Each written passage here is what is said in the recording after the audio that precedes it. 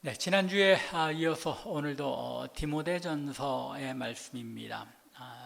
지난주에 말씀드린 것처럼 디모데전서는 사도 바울이 젊은 목회자 디모데에게 보낸 편지죠. 로마 감옥에 1차로 갇혔다가 사도 바울이 노임을 받게 되는데, 감옥에서 노임을 받았을 때 웬만하면 좀 쉬었으면 좋겠는데 사도 바울이 쉬지 않고 전도 여행을 또 합니다. 그 과정에서 에베소에서 마게도니아로 건너가면서 에베소 교회에 여러 가지 위기에 처해 있었던 것 같습니다. 긴급한 상황들이 있었던 것 같은데, 그것 때문에 디모데를 에베소에 남겨두고 자신만 마게도냐로 건너갑니다. 그리고는 에베소에 남겨두고 온 디모데에게 편지를 하면서 에베소의 거짓 교사들의 문제를 어떻게 해결해야 할지, 어떻게 처리해야 할지에 대해서, 그리고 교회의 영적 질서를 어떻게 다시 올바르게 회복할지에 대해서 권면하며 편지한 내용입니다. 편지의 막바지에 이르면서 지난주일 본문인 6장 3절부터 10절에서 사도 바울은 다시 한번 이 거짓 교사들의 특징을 설명합니다. 그러면서 그 특징의 이 마지막 부분에서 아주 중요한 내용을 언급을 하죠. 이 거짓 교사들은 경건을 자기의 이익의 방도로 삼는다는 것입니다. 이 거짓 교사들, 또 이단들, 또 말씀의 사역자이기는 하되 삭군인 자들, 그런 자들은 결국은 그 삭세에 대해서, 이 물질에 대해서 자신들의 욕심을 가지게 되고, 결국은 그들이 가르치는 경건이라는 것, 신앙이라는 것이 자신들의 배를 채우기 위한 이익의 방도로 삼는다는 것입니다. 그리고는 이러한 잘못된 물질에 대한 욕심, 이것이 성도들에게 얼마나 큰 해가 될 수 있는지, 물질에 대한 욕심이라는 것이 우리 성도들로 하여금 얼마나 잘못된 믿음의 삶에 떨어지게 하는지를 자세하게 설명하면서, 물질에 대한 올바른 자세는 무엇인지, 성도들이 지켜야 할 올바른 물질관이 어떤 것인지를 설명합니다. 자족하는 믿음을 가진 경건, 자족한 믿음을 가진 그 신앙은 성도의 영적 삶에 큰 유익을 준다는 것입니다. 우리의 삶 가운데 우리가 누리고 물질적인 그런 삶의 상황 속에서, 처한 삶의 상황 속에서 족하게 여기며 하나님 앞에 그 어떤 상황 속에서도 죄송합니다. 하나님께 모든 것을 맡길 수 있는 자족하는 믿음, 이 믿음을 가지고 있을 때에 우리의 경건의 삶이 장족의 발전을 할 수 있고 성숙된 신앙으로 이룰 수 있다는 것입니다. 이제 오늘의 본문 말씀으로 넘어가면서 사도 바울은 다시 한번 디모데와 에베소 교회 성도들에게 성도가 살아야 할 치열한 삶이 어떤 것인지를 설명하며 권면합니다. 이 말씀을 시작하면서 사도 바울은 디모데를 아주 독특한 표현으로 부릅니다. 11절 말씀이죠. 뭐라고 시작합니까? 오직 너 하나님의 사람아. 오직 너 하나님의 사람아. 참 쉽지 않은 호칭인데, 주로 이 하나님의 사람이라는 그 표현은 구약 성경에서 많이 등장하죠. 여러분들 기억하시는지 모르겠습니다. 구약 성경에 보면 모세에 대하여 하나님의 사람이라고 표현을 합니다. 또 모세뿐만 아니라 그 외에도 사무엘, 또 엘리야 같은 선지자들, 주로 하나님의 말씀을 맡아서 백성들에게 선포하며 증거하는 그런 직분을 가진 사람들을 가리켜 하나님의 사람, 또 무명의 선지자들에게도 이 하나님의 사람이라는 호칭이 붙었죠. 그런 모든 용례를 보면, 사용된 그런 경우들을 보면 다 하나님의 말씀을 가지고 선포하는 역할이었다는 것입니다. 따라서 사도 바울이 이 호칭을 디모데에게 사용했다는 것은 어떻습니까? 디모데를 구약의 선지자들처럼 하나님의 말씀을 가지고 교회에서, 에베소 교회에서 선포하며 그 거짓 가르침을 바로잡는 그러한 중요한 엄중한 말씀 선포의 책임을 가지고 있다는 그런 표현이기도 합니다. 즉, 이 표현을 통하여 디모데에게 내가 가지고 있는 그 책임이, 그 소명이 얼마나 엄중한 것인지를 알아라 하는 그런 뜻에서 사도 바울이 디모데를 오직 너 하나님의 사람아 라고 부르고 있다는 것입니다. 그런데 이 구약에서는 분명히 그 하나님의 사람이라는 호칭이 이 말씀을 맡은 사람에 대해서 사용되었지만 신약에 와서는 단 2번 사용됩니다.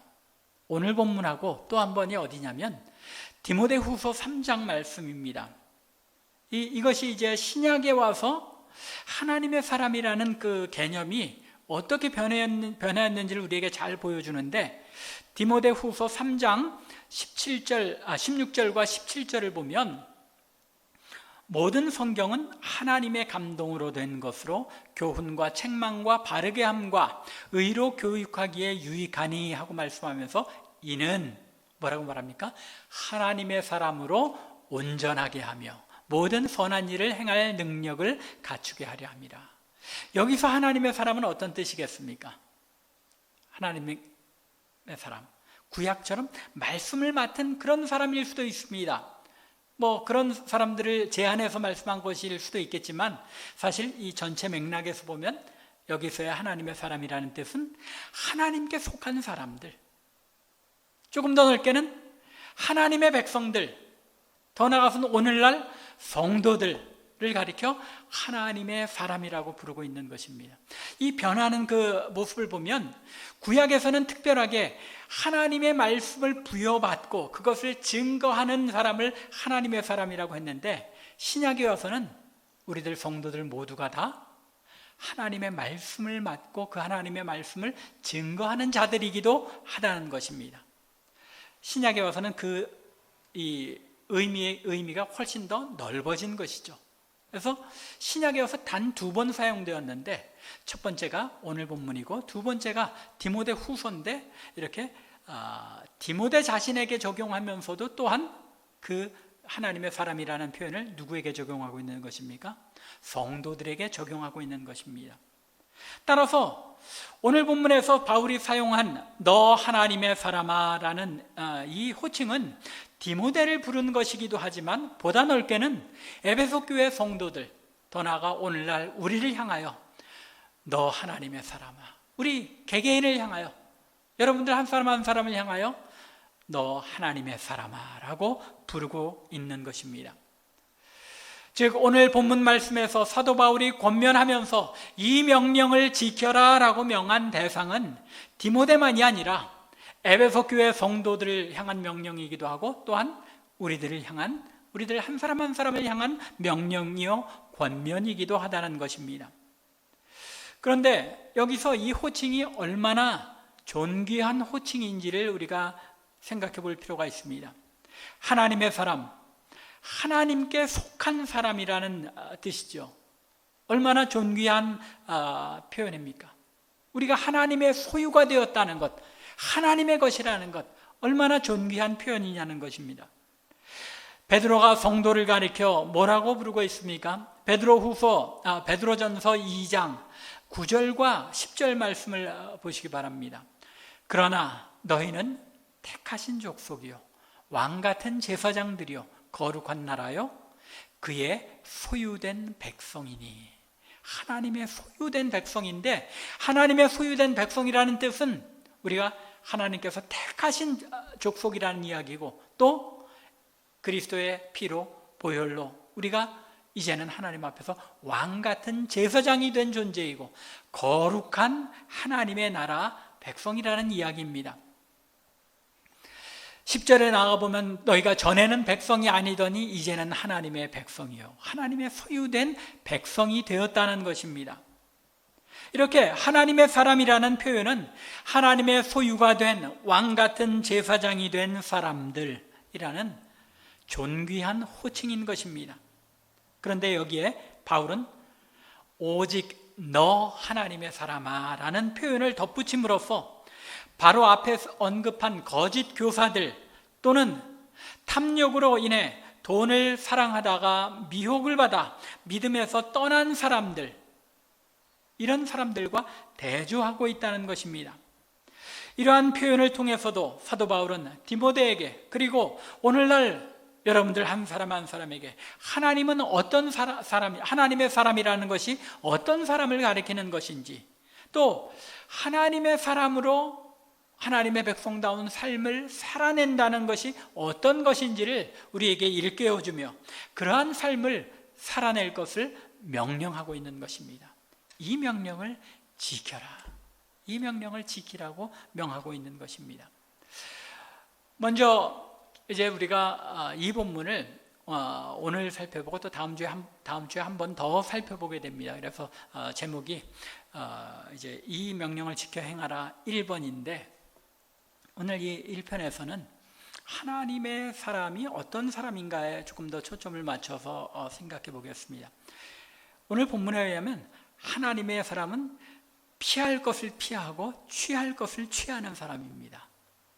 먼저 이 피하는 것에 대해서 생각해 보겠는데, 11절의 첫 부분이죠. 오직 너 하나님의 사람아 이것들을 피하고, 이것들 무엇을 피하라는 것입니까?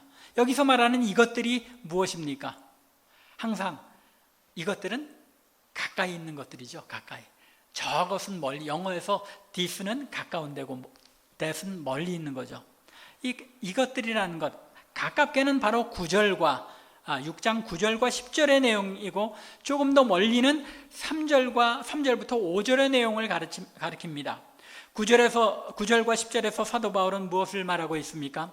불을 탐하는 자들이 여러 가지 어리석고 해로운 욕심에 떨어지게 되어서 결국은 파멸과 멸망에 떨어지게 되며, 더 나아가 그 믿음의 미혹을 받아서 믿음에서 떠나게 된다고 밝힌 바 있습니다. 이것이 세상 사람들의 모습이고, 또 성도들 안에서도 일부 불을 탐하며 물질의 욕심에 사로잡힌 자의 결국 나타나는 모습이라는 것입니다.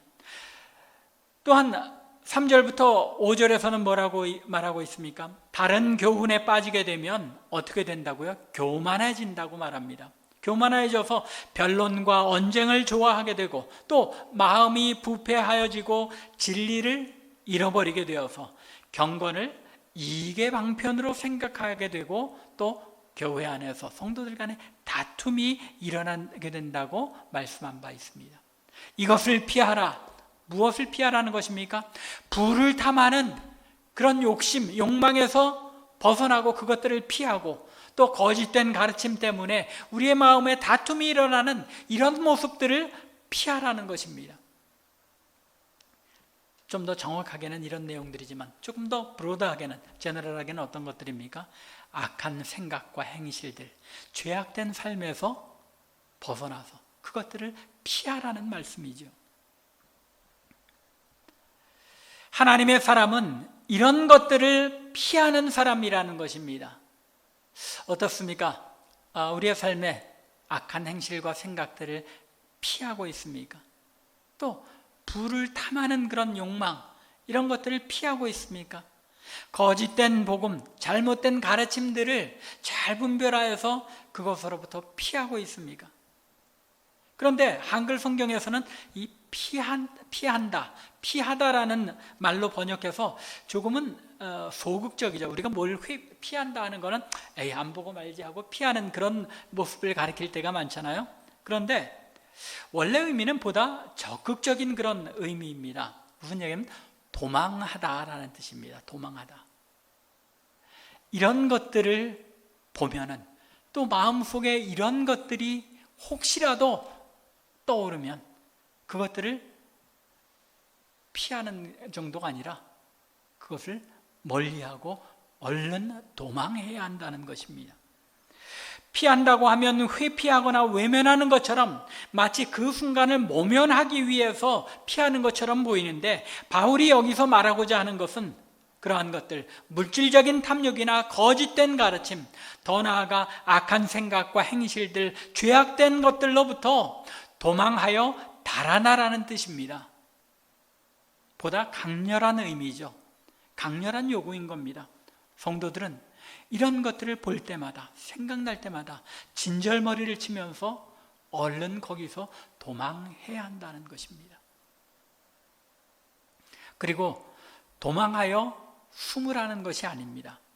피하는 것으로 끝이 아니라는 것입니다.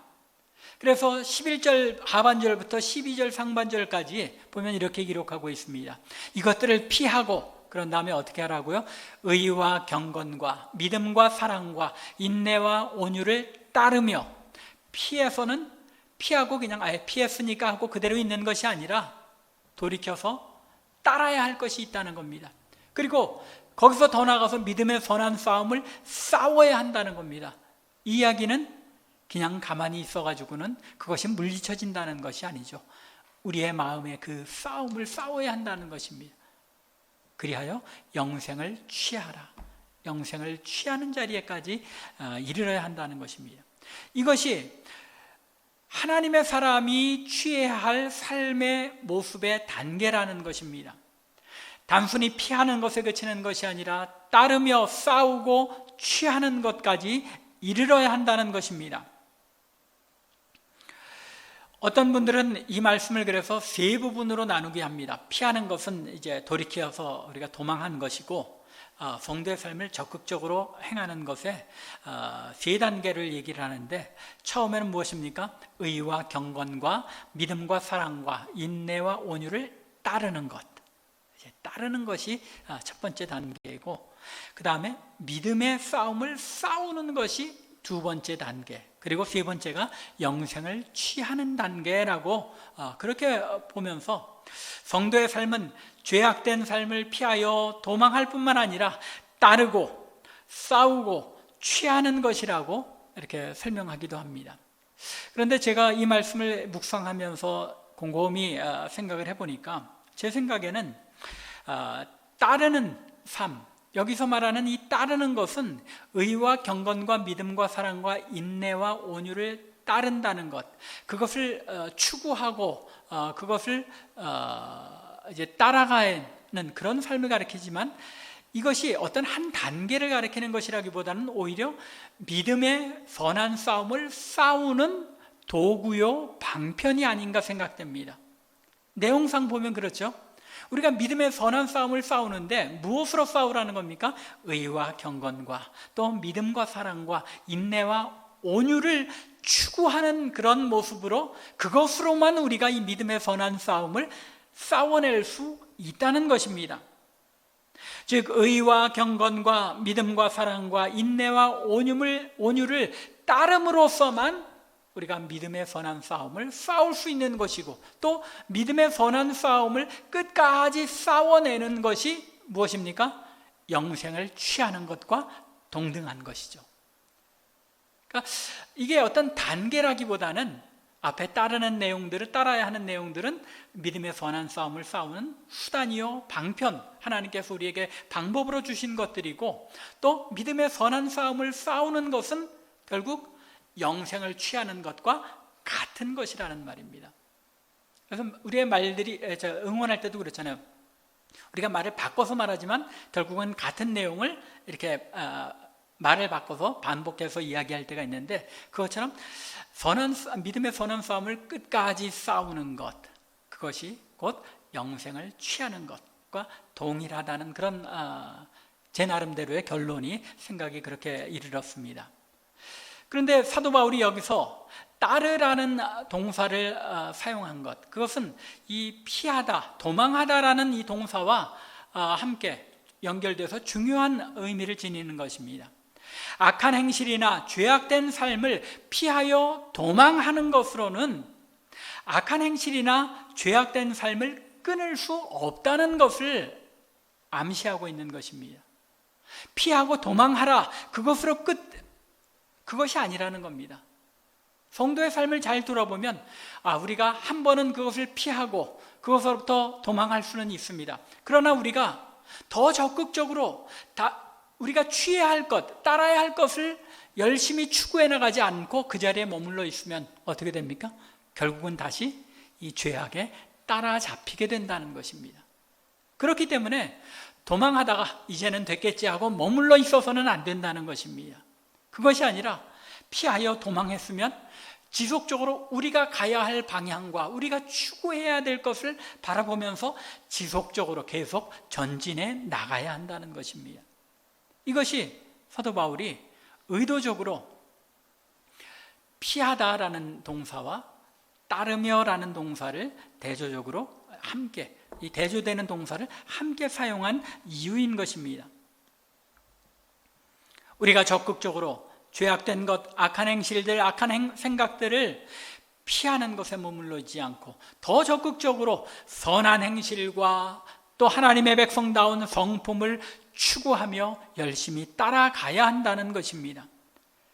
그것이 바로 그 선한 행실, 추구해야 할 선한 행실과 성품이 바로 의와 경건, 그리고 믿음과 사랑, 그리고 인내와 온유인 것입니다.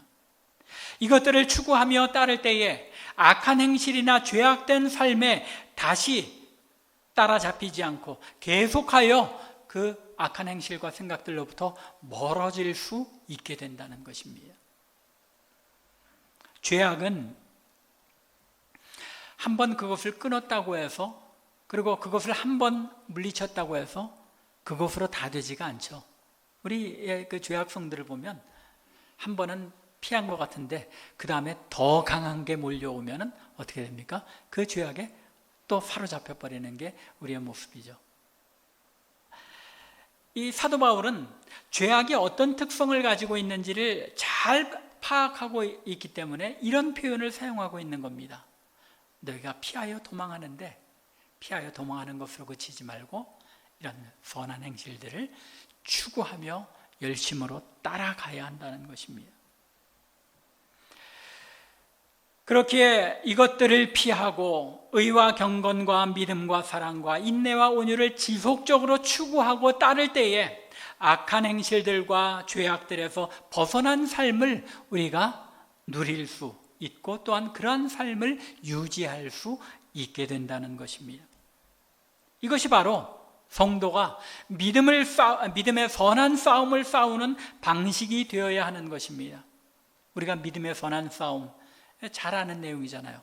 선한 싸움을 싸워야 한다는 것은 아는데 그 방식이 어떤 방식이 되어야 하느냐, 바로 이 앞에 있는 6가지의 이 덕목들, 이것들을 추구함으로써 우리가 이 믿음의 싸움을 잘 싸워 나갈 수 있게 된다는 것입니다.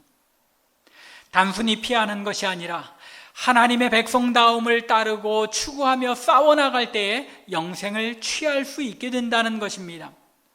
바울은 여기에서 이제 6가지 덕목을 이야기하고 있죠. 제가 일부러 이게 2개씩 묶어서 줄을 쳐놨죠. 왜냐하면 내용상으로 보면 이게 2개가 한 쌍으로 이루어지는 것이기 때문입니다. 그 첫 번째 쌍 무엇입니까? 의와 경건입니다. 이건 일반적으로 하나님의 백성들에게 나타나는 그런 덕목들입니다.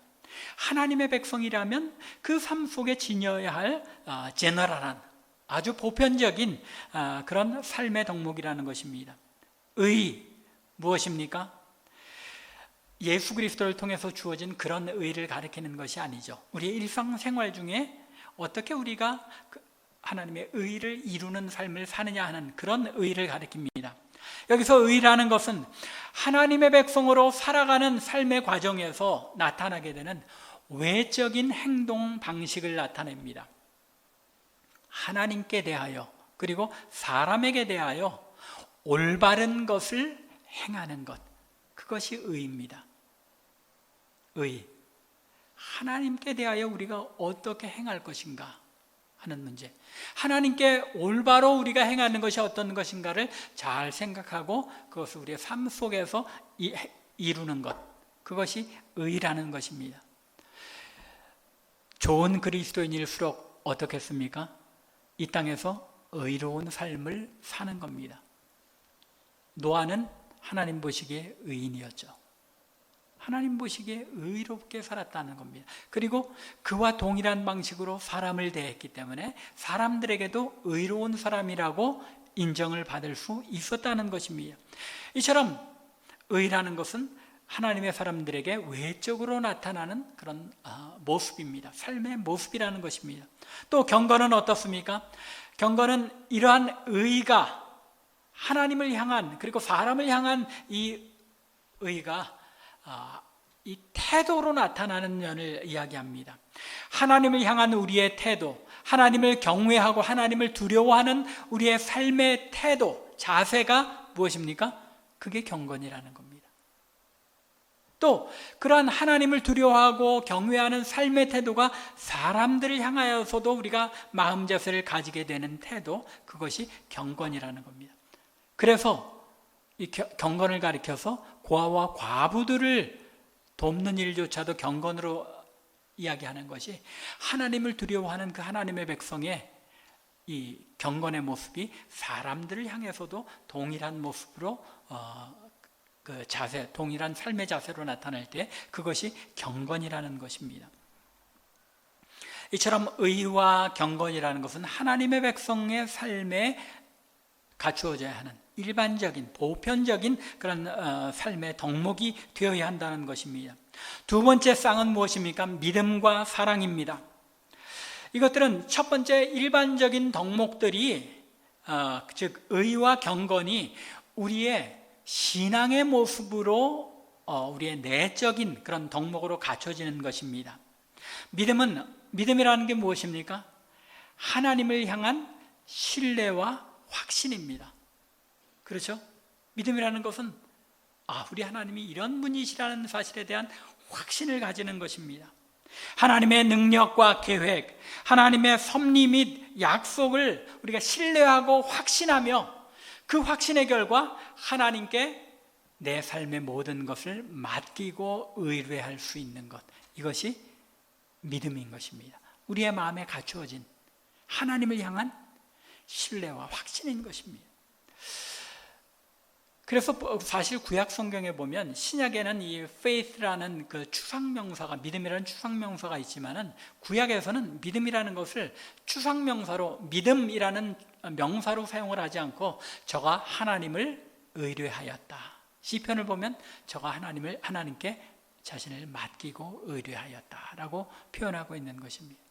믿음이 구약에서는 동사로 나타나고 있는 겁니다. 동사로. 반면에 사랑은 하나님을 향한 이 신뢰와 확신을 바탕으로 한 우리 믿음의 결정입니다. 좀 이상하죠? 이 사랑의 정의가 사실은 굉장히 어렵죠. 이 신약 성경에도 보면 고린도전서 13장에 사랑에 대해서 많은 것을 이야기하고 있기도 하지만 사랑이라는 것을 참 정의하기가 쉽지 않습니다. 그런데 이 사랑에 나타나는, 기독교의 사랑에 나타나는 가장 큰 특징 중에 하나를 보면 기독교의 사랑은 감정의 사랑이 아니라는 겁니다. 우리의 의지의 결정이라는 것입니다. 의지적인 결단이라는 것입니다. 무슨 이야기인가 하니 하나님께서 우리를 사랑한 그 사랑은 감정의 사랑이라기보다는 하나님께서 우리를 사랑하시기로 작정하셨기 때문에 그 사랑을 끝까지 지키신 것, 그것이 하나님의 사랑입니다. 이스라엘 백성들이 하나님 앞에 진노를 받을 만하게 그렇게 하나님 미워하시는 일들을 행하였어도 하나님께서 저들을 끝까지 사랑하신 것입니다. 하나님께서 사랑하시기로 작정하시고 결정하셨기 때문에. 그래서 그리스도인의 사랑이라는 것도 보면은 원수를 사랑하라는 것, 그것이 왜 가능합니까?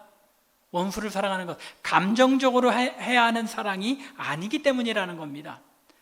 원수, 당연히 우리 감정적으로 미워해야 할 사람이지만 하나님께서 원수까지도 사랑하라고 하셨고, 또 하나님께서 이 사랑, 하나님께서 우리를 사랑하신 것 같이 우리도 하나님을 사랑하고 또 사람들을 사랑하라고 명하셨기 때문에 이 명령에 따라서 우리가 마음의 결단을 하고 그 결단을 끝까지 지켜나가는 것, 그것이 그리스도인의 사랑이라는 것입니다.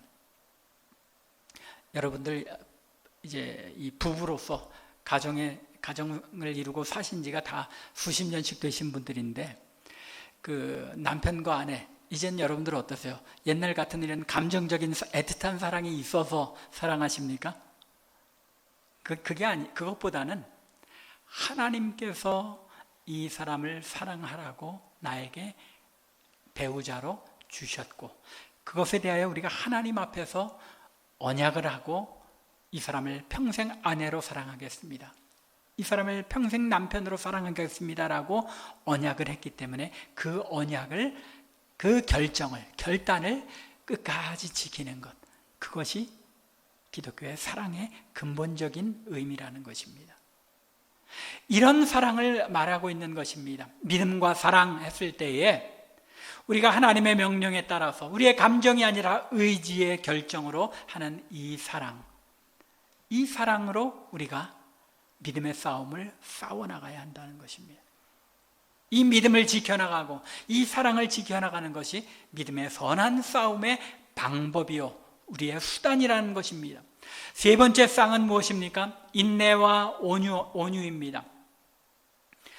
이것은 신앙적인 덕목, 우리의 내적인 덕목인 믿음과 사랑이 외적으로 나타나는 성품과 덕목입니다. 여기서 말하는 인내, 성도의 인내는 억지로 견뎌내는 수동적인 그런 인내가 아닙니다. 어려움과 환난 가운데서도 하나님께서 우리에게 이루실 승리와 영광을 바라보면서 능동적으로 그 환난과 어려움을 헤쳐나가고 그것과 싸워나가는 적극적인 그런 인내라는 것입니다. 믿음의 그런 외적인 모습이죠. 믿음이 우리 안에서 구체화되고 확실해지지 않으면 인내를 가지고 싸워나갈 수 없는 것이죠. 그렇지 않습니까? 여러분들 마음에 진짜 하나님께서 우리로 하여금 이 환난을 이기게 하시고 또 우리로 하여금 성숙해 하실 것이라는 이런 믿음의 확신이 없으면 인내할 수 없는 겁니다.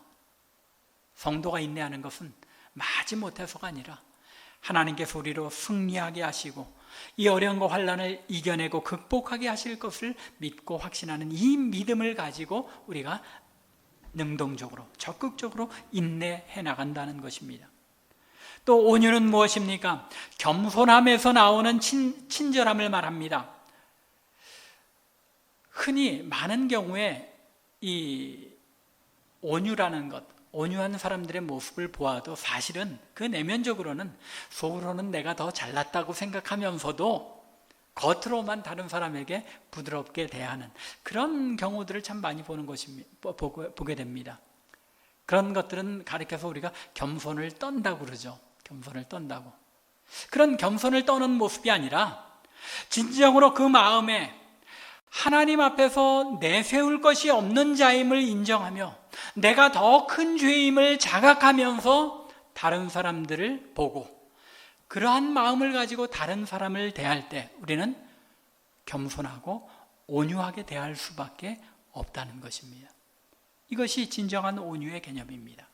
하나님 앞에서 내가 얼마나 큰 죄인인가 하는 것을 날마다 깊이 깨닫고 인정하며 다른 사람들을 대할 때 우리는 진정으로 성경에서 말씀하는 온유로 사람들을 대할 수 있게 된다는 것입니다. 이것이 우리가 싸워야 할 싸움의 수단이요 무기라는 것입니다. 좀 더 브로드하게는 우리가 싸울 때에 우리의 싸움의 도구가 의와 경건이 되고 그것이 우리의 마음 안에서는 믿음과 사랑이라는 것으로 무장되면서 그것이 또 삶의 외적인 삶의 모습 속에서는 인내와 온유라는 모습으로 나타나가면서 이 일을 통하여 우리가 이것들을 추구해 가면서 이러한 삶의 모습을 가지기 위하여 몸부림치면서 싸우는 것, 그것이 바로 믿음의 선한 싸움이라는 것입니다. 믿음의 선한 싸움이 어디 나가서 나 예수 믿습니다, 여러분들 예수 믿으십시오 하고 저항해서 믿음의 어려움이 있을 때 그것과 그냥 나가서 싸우는 그런 싸움만이 아니라 우리 안에서 이루어지는 믿음과 사랑의 이 확신을 가지고 우리의 삶 속에서 인내와 온유로 그 삶을 살아내고 의로운 삶과 또 경건한 삶을 이루어가는 것, 이것이 바로 믿음의 싸움이라는 것입니다. 여기서 주목해야 할 것은 사도 바울이 피하라, 따르라, 싸우라, 취하라는 이 명령을 단순히 한 번 따르고 싸우고 취하는 것으로 끝나는 것이 아니라 지속적으로 따르고 싸우고 취하는 것으로 취하라는 그런 시제로 사용되었다는 것입니다.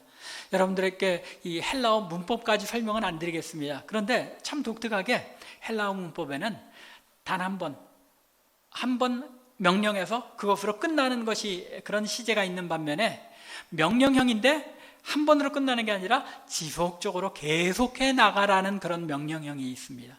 오늘 사도 바울이 오늘 본문에서 사용하는 명령형이 바로 그런 명령형입니다. 지속적으로 싸워나가고 지속적으로 따르고 지속적으로 취해 나가라는 것입니다. 그런데 마지막 부분에 가면 여러분들이 이건 영생을 취하는데 영생을 지속적으로 취한다는 게 말이 되나? 그런 생각이 드실 수 있습니다. 그렇죠?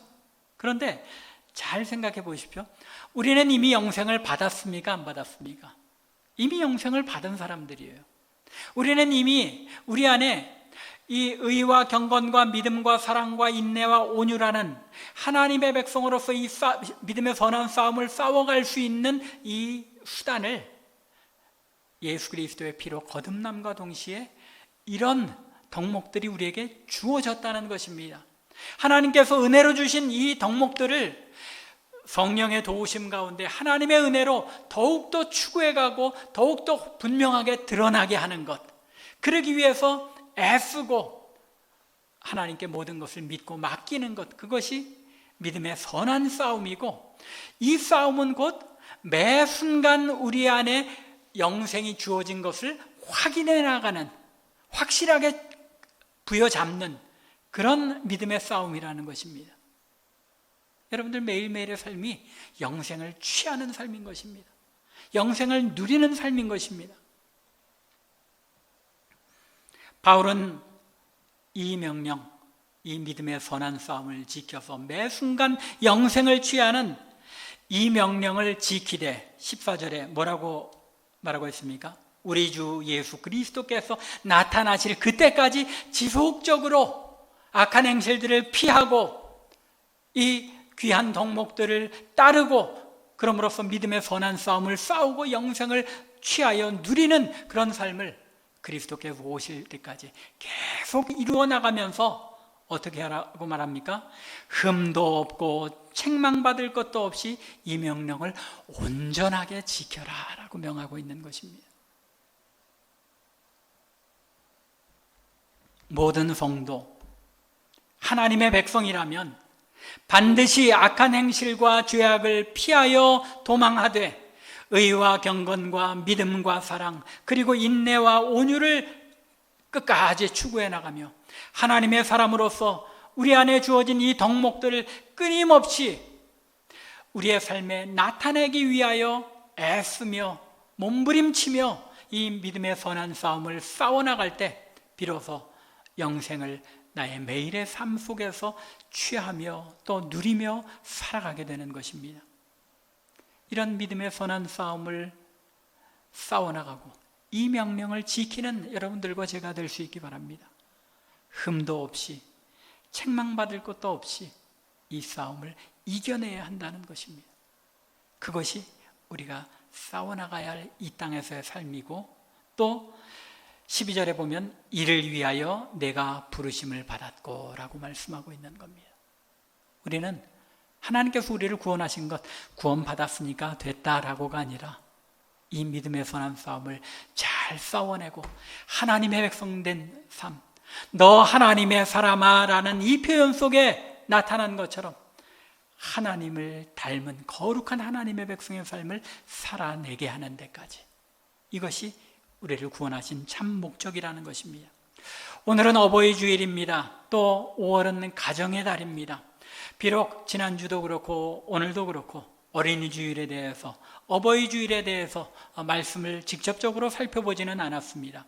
하지만 오늘 살펴본 이 명령을 지키는 삶이 그저 성도의 사회생활에만 적용되는 것이 아니라 우리의 가정에서도 적용되는 것임을 잊지 마시기 바랍니다. 자녀와 부모님들, 또 부부간의 삶에서도 우리는 죄악된 마음과 행실들을 피하며 의와 경건과 믿음과 사랑, 인내와 온유를 가족 구성원들 간에 서로 간에 실천하고 따르며 이 믿음의 싸움을 싸워 나가야 하는 것입니다. 우리의 일상생활, 가족들 간의 그 생활 속에서도 우리가 영생을 지닌 하나님의 사람들임을 날마다 매 순간마다 확인하며 싸워 나가야 하는 것입니다. 여러분들 가족 간이니까 이런 싸움이 필요 없을 것 같습니까? 하나님께서 우리에게 가정을 주신 것, 가장 먼저 이 믿음의 싸움을 싸워나가기 위한 현장이 우리의 가정인 것을 잊지 마시기 바랍니다. 이 싸움을, 믿음의 싸움을 싸우며 이겨나갈 때 우리의 가정이 하나님께서 계획하신 아름다운 가정으로 세워지는 줄로 믿으시기 바랍니다. 이러한 가정들의 모임, 이러한 가정들이 모인 모임이 바로 교회인 것이고 또 하나님 나라인 것입니다. 간절히 원하기는 오직 너 하나님의 사람아, 그리스도께서 나타나실 때까지 흠도 없고 책망받을 것도 없이 이 명령을 지키라고 하신 사도 바울을 통해 주신 이 명령에 따라서 우리가 우리의 매일의 삶에서부터 악한 생각과 행실을 피하며 의와 경건과 믿음과 사랑과 인내와 온유를 추구하고 따름으로써 믿음의 선한 싸움을 싸우고 이겨내며 영생을 매 순간, 우리의 삶의 매 순간 취하며 누리는 하나님의 사람들이 되기를 주님의 이름으로 간절히 축원합니다. 기도드리겠습니다.